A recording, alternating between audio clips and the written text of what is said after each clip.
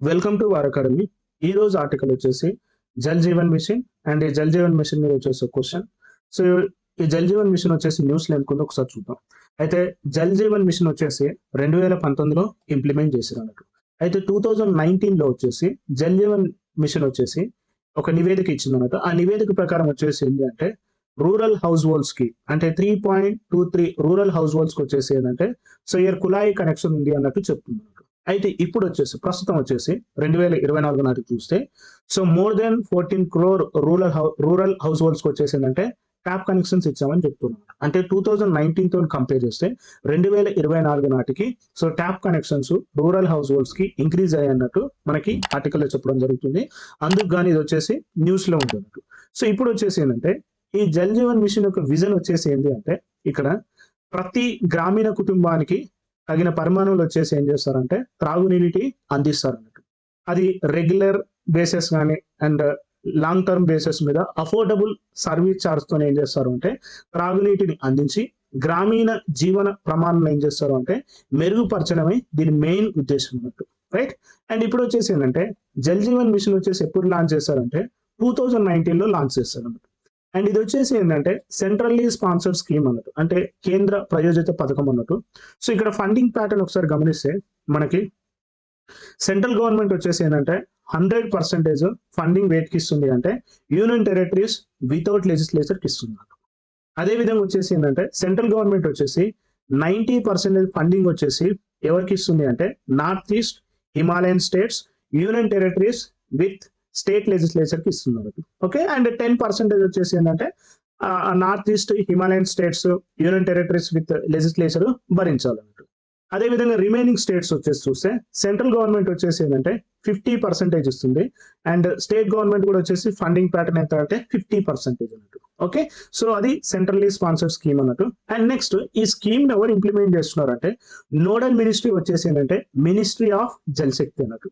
అయితే జల్ జీవన్ మిషన్ కి బిఫోర్ వచ్చేసి ఏ స్కీమ్ ఉంది అంటే national rural drinking water programme ఉండే అన్నట్టు.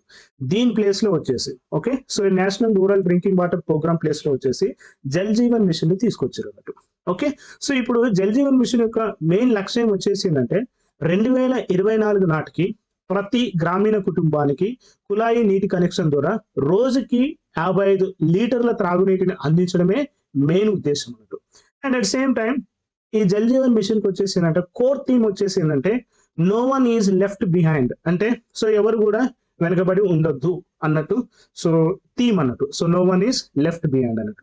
నెక్స్ట్ వచ్చేసి ఏంటంటే ఒకసారి ఇంప్లిమెంటేషన్ గమనిస్తే రైట్. సో ఇయర్ ఇంప్లిమెంటేషన్ ఒకసారి గమనిస్తే జనరల్ వచ్చేసి ఏంటంటే డ్రింకింగ్ వాటర్ వచ్చేసి ఏంటి అంటే ఏ జాబితాలో ఉంటుందంటే రాష్ట్ర జాబితాలో ఉంటుంది.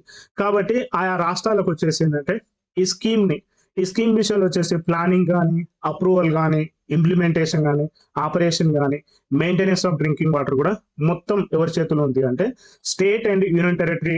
సో యూనియన్ టెరిటరీ గవర్నమెంట్ చేతుల్లోనే ఉంటుంది అన్నట్టు మనకి ఇక్కడ ఇంప్లిమెంటేషన్ అనేది తెలుస్తుంది.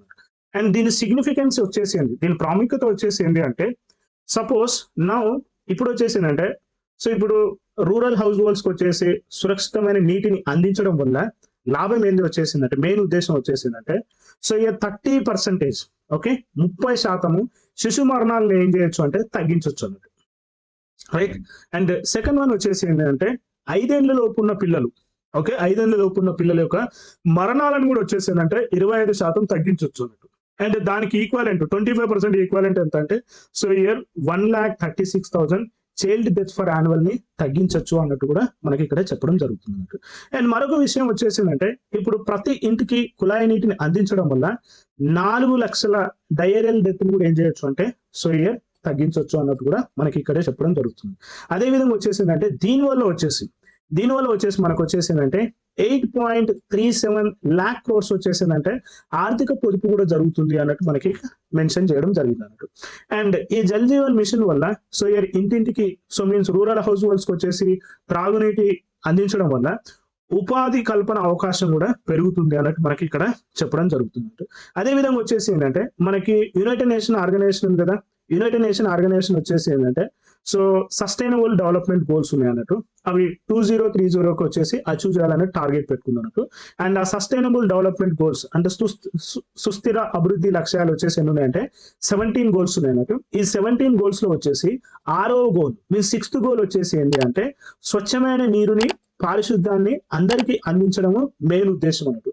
అయితే జల్ జీవన్ మిషన్ ద్వారా వచ్చేసి ఏంటి అంటే ఈ 6th గోల్, సో ఈ United nation sustainable development 6th goal కూడా సో అచీవ్ చేయడానికి సహకారపడుతుంది అన్నట్టు కూడా మనకి ఈ ఆర్టికల్లో చెప్పడం జరుగుతుంది అన్నట్టు. నెక్స్ట్ అయితే జల్ జీవన్ మిషన్ వచ్చేసి 2019లో స్టార్ట్ చేశారు.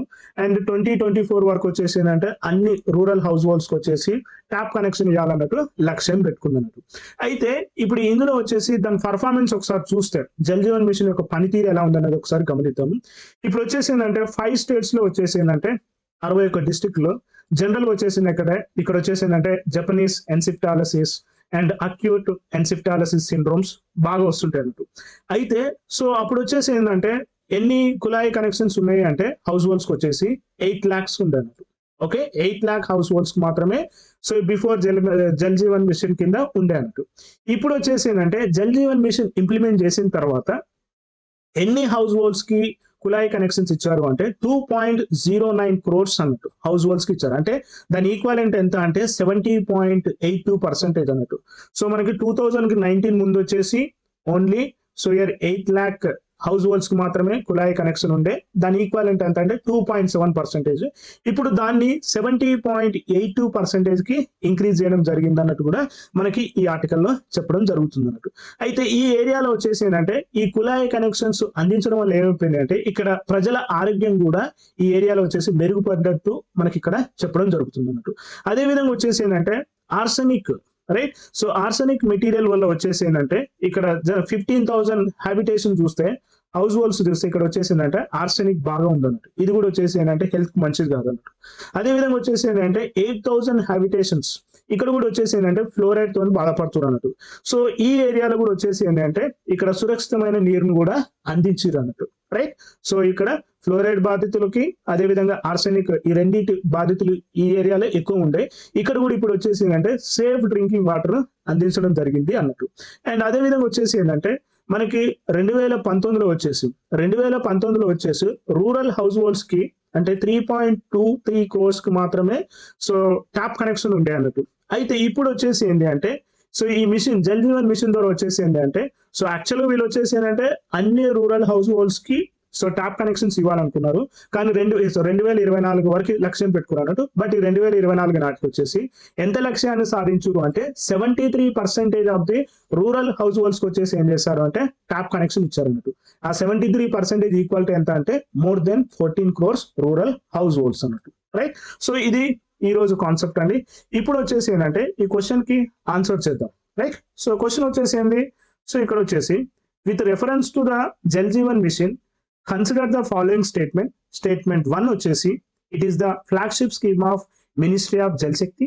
Second one వచ్చేసి it is a centrally sponsored scheme to provide functional household tap connection to every households, means that is so your Har Ghar Jal by 2024. Which of the above statements are correct? So here option A only 1, option B only 2, option C both 1 and 2, option D is neither 1 nor 2, right. ఒకసారి చూడండి, first statement వచ్చేసి ఎలా ఉంది, it is a flagship scheme of ministry of Jal Shakti, right. So మన Jal Jeevan machine వచ్చేసి దేని కింద ఉంది, ఇది ministry of Jal Shakti implement చేస్తుంది కాబట్టి ఇది కరెక్ట్. సెకండ్ స్టేట్మెంట్ చూడండి, it is a centrally sponsor scheme, right. ఇక్కడ వరకు వచ్చేసి correct, centrally sponsor scheme. And to provide the functional house hold tap connection to the every house hold అంటున్నారు. Okay, so year every house hold కి వచ్చేసి 2024, right. Target వచ్చేసింది 2024 వరకు వచ్చేసింది house holds అందరికి ఇవ్వాలనుకుంటుంది. కానీ ఇక్కడ ఏమంటుంది ఎవ్రీ హౌస్ హోల్డ్ అంటుంది. ఎవ్రీ హౌస్ హోల్డ్ అన్నప్పుడు రూరల్ హౌస్ హోల్డ్స్ వస్తాయి, అర్బన్ హౌస్ హోల్డ్స్ వస్తాయి. కానీ సో టార్గెట్ ఏంది, జల్ జీవన్ మిషన్ యొక్క మెయిన్ టార్గెట్ వచ్చేసింది 2024 నాటికి వచ్చేసి ఎవ్రీ రూరల్ హౌస్ హోల్డ్ కి ట్యాప్ కనెక్షన్ అని టార్గెట్ పెట్టుకోడు, అర్బన్ పెట్టుకోలేదు. ఇక్కడ వచ్చేసి ఏమంటున్నాడు ఎవ్రీ హౌస్ హోల్డ్ అంటుంది. కాబట్టి సెకండ్ స్టేట్మెంట్ వచ్చేసి రాంగ్. ఇక్కడ వచ్చేసి ఏంటి ఓన్లీ ఫస్ట్ స్టేట్మెంటే కరెక్ట్. కాబట్టి ఆన్సర్ వచ్చేసి ఏంటంటే సో హియర్ ఆప్షన్ ఏ వచ్చేసి ఆన్సర్ అన్నట్టు, రైట్. సో ఇది ఈ రోజు ఆర్టికల్ అండి. So thank you very much.